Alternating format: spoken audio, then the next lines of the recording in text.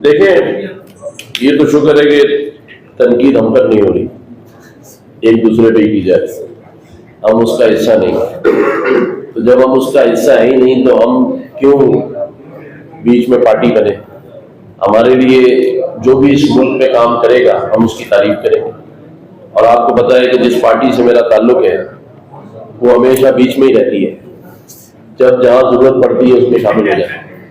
तो हम भी बीच का रास्ता लेंगे, लेकिन इसमें कोई दो राय नहीं है कि पंजाब में अगर मरीम नवाज साहिबा काम कर रही हैं तो हमें उसको सराहना चाहिए। और सिंध में अगर बिलावल साहब कोशिशें कर रहे हैं, जैसे कल वो हमारी बहनों के लिए पिंक मोटरसाइकिल का उन्होंने फ्री इजरा किया, इसकी तारीफ करनी चाहिए। कि इस वक्त अमेरिका पाकिस्तान की तरफ अपनी दोस्ती का हाथ बढ़ा रहा है, और जिस तरह उन्होंने पाक भारत टकराव कह ले, लड़ाई कह लें, उसमें एक सालिसी का किरदार अदा किया है, वो एक मुस्बत कदम है। और उन्होंने वाकई जंगबंदी को रुकवाया है। और अगर जंग होती तो दोनों तरफ से हजारों जाने जाती।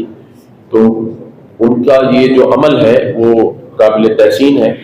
और ऐसी चीज़ों में अगर कोई भी शख्स किसी भी मुल्क के लिए जंगबंदी के लिए सालिसी का किरदार अदा करता है तो मेरी ज़ाती राय है कि उसे हमें हर किस्म के जो तमगात है उससे नवाजना चाहिए, चाहे नोबेल प्राइज वही क्यों ना हो।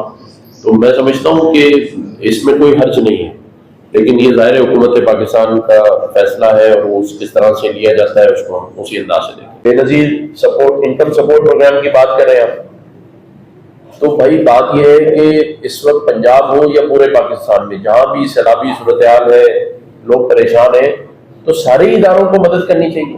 ये तो पूछने की बात ही नहीं है किसी की कि मैं मदद करूं या मैं मदद ना करूं, सबको मदद करनी चाहिए और हर आदमी को अपना किरदार अदा करना चाहिए।